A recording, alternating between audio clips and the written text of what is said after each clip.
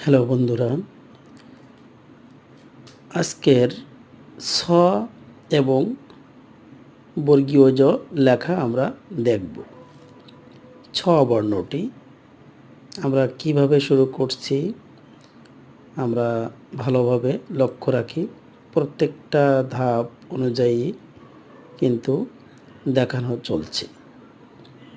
তাহলে চয়ের মতো অংশ প্রথমে দিলাম, এরপরে যে কাজটি করব, চয়ের ঠিক ডান পাশ থেকে এমনভাবে ঘুরিয়ে ভাঁজ করে নিচের দিকে নামিয়ে দেব।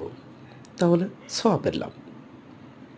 এবার যে বর্ণটি আমরা শুরু করছি বর্গীয় জ, প্রথম অংশ, এবার দ্বিতীয় অংশ। বন্ধুরা, বর্গীয় জ বর্ণটি আমরা ধাপে ধাপে শেখার চেষ্টা করব।